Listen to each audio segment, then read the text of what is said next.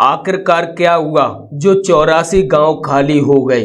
एक लड़की की खातिर 84 गांव वालों ने अपने घरों को खाली कर दिया। अगर आपसे भी कोई यह कहे कि आज आप अपने घर को खाली कर दो, कोई भी व्यक्ति ऐसा नहीं करेगा, चाहे युद्ध क्यों ना हो जाए। लेकिन यहाँ एक घर की नहीं बल्कि 84 गांव की बात हो रही है। दोस्तों, हम बात कर रहे हैं कुलधारा गांव की, जो कि एक भूतिया गांव के नाम से प्रसिद्ध है। जैसलमेर का कुलधारा गांव करीब 200 सालों से वीरान पड़ा है। कुलधारा गांव के हजारों लोग एक ही रात में यहां से चले गए थे।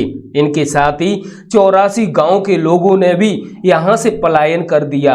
ये लोग जैसलमेर जिले की पालीवाल जाति से जुड़े हुए थे। अगर हम बात करें दुनिया के सबसे भूतिया जगह की, तो कुलधारा का नाम सबसे ऊपर आता है। राजस्थान के जैसलमेर से 14 किलोमीटर दूर मौजूद कुलधारा गांव, जो पिछले 200 सालों से वीरान पड़ा हुआ है, भूतिया जगहों में आता है। ऐसा माना जाता है कि मेहनती और अमीर पालीवाल ब्राह्मणों की कुलधारा शाखा ने सन 1300 में तकरीबन 600 घरों वाले इस गांव को सरस्वती नदी के किनारे बसाया था। पालीवाल समुदाय के इस इलाके में 84 गांव थे और यह उनमें से एक था कुलधारा। ईंट पत्थर से बने कुलधारा गांव की बनावट ऐसी थी कि यहाँ कभी गर्मी का एहसास तक नहीं होता था।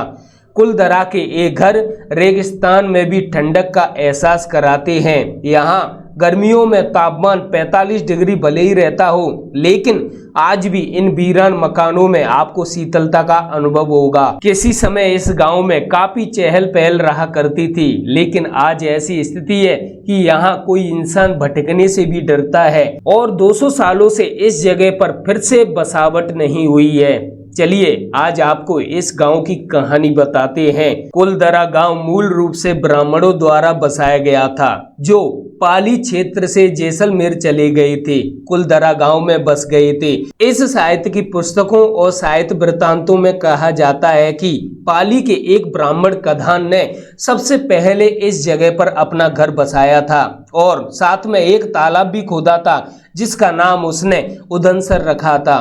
पाली ब्राह्मणों को पालीवाल कहा जाता था। गांव के तमाम घर झरोके के जरिए आपस में जुड़े हुए थे, जिनसे एक सिरे वाले घर से दूसरे सिरे तक अपनी बात आसानी से पहुंचाई जा सकती थी। इन्होंने जल प्रबंधन की ऐसी तकनीकी विकसित की थी कि बारिश का पानी रेत में गुम नहीं होता था, बल्कि गहराई पर जमा हो जाता था। पाली जिले से संबंधित यह जाति पाली से अपने निर्वासन के बाद जब इधर उधर भटक रही थी, तभी जैसलमेर रियासत के तत्कालीन महारावल ने इनसे जैसलमेर में बसने की गुजारिश की। तत्कालीन महारावल ने यह भी वचन दिया था कि आप लोग जब तक चाहें जैसलमेर में रह सकते हैं, राज्य आपके बसने का पूरा प्रबंध भी करेगा, आपसे इस राज्य में कोई कर या लगान नहीं लिया जाएगा। पालीवाल अपनी व्यापार कला और कुशाग्र बुद्धि के लिए जाने जाते थे। ये लोग थार के रेगिस्तान में गेहूं जैसी गहन पानी की फसल बढ़ाने की कला जानते थे। वे जिप्सम और चट्टानी मिट्टी पर फसलों के लिए पानी बनाए रखने तथा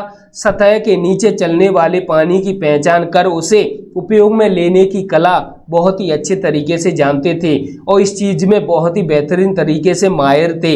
दीवान सालिम सिंह मोहता महारावल मूलराज सिंह के राज्यकाल का सबसे प्रभावशाली व्यक्तियों में से एक था। 1800 के दशक में गांव मंत्री सलीम सिंह के अधीन एक जागीर या राज्य हुआ करता था, जो कर इकट्ठा करके लोगों के साथ विश्वासघात किया करता था। ग्रामीणों पर लगाया जाने वाला कर की वजह से यहाँ के लोग बेहद परेशान रहते थे। सलीम सिंह को ग्राम प्रधान की बेटी पसंद आ गई और गांव वालों को इस पर धमकी दे डाली। अगर उन्होंने इस बात का विरोध करने की कोशिश की या रास्ते में आई तो वह और कर वसूल करने लगेगा। सभी गांव वालों के पास लड़की को सौंपने के सिवाय कोई रास्ता नहीं बचा था। मुखिया को अपने गांव वालों की जान बचाने के साथ साथ अपनी बेटी की भी जान बचानी थी। पाली वालों के द्वारा संस्कृति विरुद्ध संबंध नहीं करने की जिद के चलते इस दीवान ने पाली वालों पर कई कर लगा दिए, जबकि महारावलों द्वारा वचन दिया गया था कि पाली वालों पर कोई भी कर नहीं लगाया जाएगा। दीवान सालिम सिंह ने मिर्गी से विवाह के लिए ब्राह्मणों पर दबाव बनाना शुरू कर दिया। दीवान ने लड़की के घर संदेश भिजवाया कि यदि अगली पूर्णिमा तक उसे लड़की नहीं मिली तो वह गांव पर हमला कर देगा, लड़की को उठा ले जाएगा। ऐसे में पालीवाल ब्राह्मणों को गांव बचाना था या फिर अपनी बेटी। इस विषय पर निर्णय लेने के लिए सभी 84 गांव के पालीवाल काठोड़ी मंदिर पर इकट्ठा हुए। पालीवालों ने विक्रमी संवत 1880 में यहाँ एक ही लोटे से नमक मिला पानी पीकर यह संकल्प लिया कि वे अपनी जन्मभूमि कर्म भूमि भले ही छोड़ दें, लेकिन सालिम के अत्याचारों के आगे शीश नहीं झुकाएंगे। इसी संकल्प के साथ उन्होंने हमेशा के लिए जैसलमेर को अलविदा कह दिया। आप सोच के देखिए 84 गांव में कितने घर बने हुए होंगे और उन घरों में कितने सदस्य रहा करते होंगे, और वे लोग जब जा रहे थे तो उनकी आंखों में नमी थी, आंसू थे और कई प्रकार की बातें सोच रहे थे, लेकिन नमक के पानी को पीकर जो वचन दिया था उसे वचन को निभाना भी था। और उन सभी लोगों ने कुछ ही घंटों के अंदर पूरे 84 गांव दोस्तों त्याग दिए और वहां से निकल गए। ऐसा कहा जाता है कि गांव वालों ने जाते समय गांव को ये श्राप दिया था कि अगर यहाँ पर हम नहीं रह पाए तो आज के बाद यहाँ कोई भी नहीं रह पाएगा। इस प्रकार से वह जगह श्रापित मानी जाती है, इसलिए उसे भूतिया गांव बोला जाता है।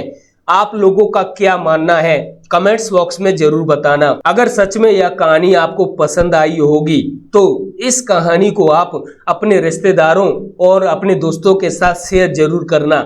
मेरा तो यह मानना है कि वह गांव एकता का प्रतीक है। वर्तमान समय में वह पर्यटक स्थल है, बहुत दूर दूर से वहां लोग घूमने के लिए आते हैं। अगर आप हमारे चैनल पर पहली बार आए हो तो चैनल को सब्सक्राइब, बेल आइकन को जरूर दाब देना ताकि आने वाली स्टोरी का अपडेट आपको मिल सके, क्योंकि हम लगातार ऐसी स्टोरियां लाते रहते हैं। Thank you.